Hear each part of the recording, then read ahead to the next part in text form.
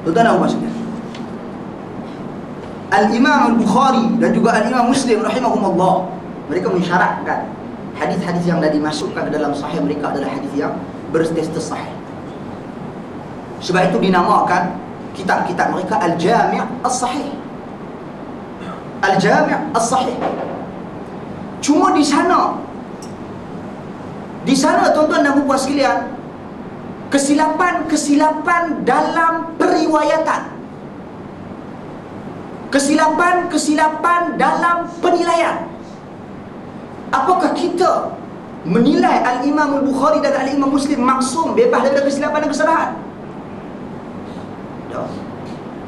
Bahkan Al-Imam At-Tirmidzi rahimahullah, yang juga dinamakan kitab dia Al-Jami' As-Sahih, dalam dia ada hadis yang dia sendiri menilai hadis itu dhaif dengan perkataan gharib. Al-Imam Al-Zahabi, Al-Imam At-Tirmidzi dia disebut gharib, maka ia membuat dhaif. Tuan-tuan dan puan sekalian, sebab itu para ilmuwan bila mereka nak menjelaskan macam ciri-ciri hadis tadi dalam sahih Al-Imam Muslim, iaitu tentang sedekah dengan tangan kiri sehingga tangan kanan tak nampak, bagaimana mereka meletakkan ihtimalat kebarangkalian. Bukan nak kata Imam Muslim meriwayatkan hadis yang lemah. Tak, sebab mereka meletakkan syarat.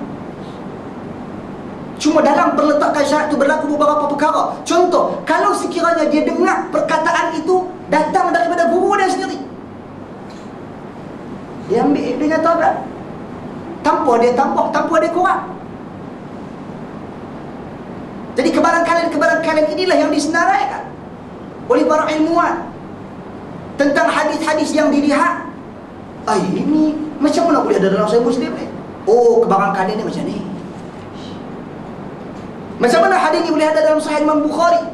Kebarangkalian ni macam ni. Contoh Ibnu Hajar Al-Asqalani, bila Ibnu Hazm Al-Andalusi, juga Al-Imam Ad-Darqutni mengkritik Sahih Al-Imam Al-Bukhari kerana di dalamnya terdapat hadis-hadis mu'allaqat.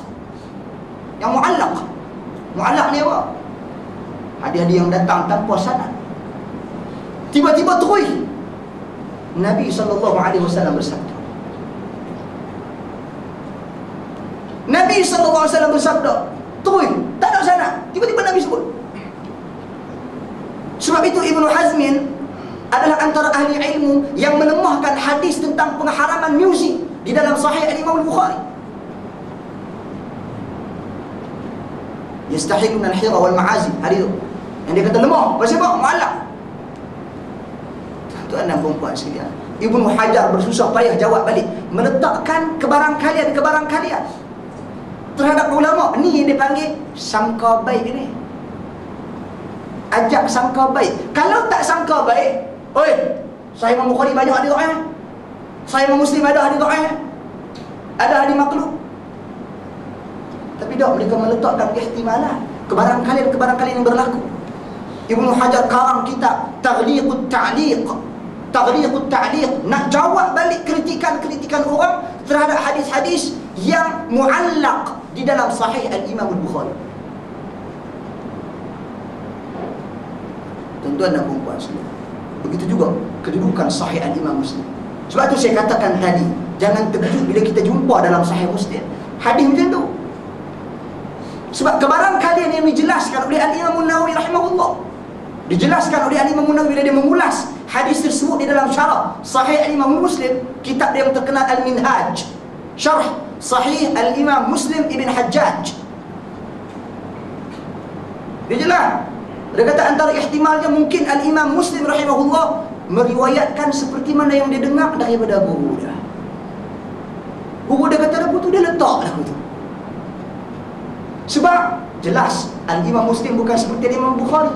Al-Imam Al-Bukhari dia mengamalkan ringkasan terhadap hadis-hadis Nabi, dan dia mengharuskan riwayat hadis dengan cara makna tanpa mementingkan lafaz. Itu syarat-syarat Al-Imam Bukhari, bukan hanya mensyaratkan sahih je. Begitu juga Al-Imam Muslim. Imam Muslim syarat dia beza. Dia mementingkan lafaz yang dia dengari. Kerana itu saya katakan dari sudut kualiti lafaz, Sahih Al-Imam Muslim Ibn Hajjaj lebih tinggi kedudukannya daripada Sahih Al-Imam Bukhari dari sudut mementingkan lafaz yang asal. Tapi dari sudut kekuatan hadis, Sahih Bukhari balik. Pasal apa? Sebab syarat yang diletak begitu ketat, syarat yang tak pernah diletak oleh mana-mana ulama hadis. Tak ada orang letak pun. Apa dia syarat dia? Apa dia syarat dia, tuan-tuan? Thubutul liqa. Orang yang nak meriwayatkan hadis ni mesti bertemu dengan orang yang dia ambil hadis daripada. Kalau saya nak meriwayatkan hadis daripada pakcik kita, saya mesti berjumpa dengan dia. Setakat sezaman tak cukup. Beza dengan Imam Muslim, dia kata kalau dah duduk satu zaman, tak apa, tak mustahil dia ambil hadis daripada kawan tu. Sebab apa? Sebab sezaman. Imam Bukhari dah, walaupun you sezaman, tetapi tak dapat dipastikan you bertemu dengan dia, hadis dia tak pakai. Sebab tu kualiti hadis dia tu nak jadi tinggi. Itu cerita dalam bahasa mudah. Jadi sebab tu benda ni bila kita nak terang dalam masyarakat yang awam, tak sesuai. Bukan sesuai.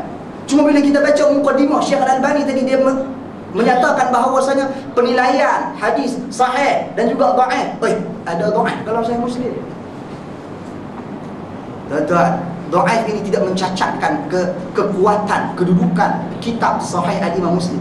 Sebab dia bukan melakukan perkara ni dengan sengaja. Bahkan kalau tengok di dalam mukadimah dia memulakan mukadimah sahih dia yang tidak pernah dimulakan oleh mana-mana ulama hadis sebelumnya.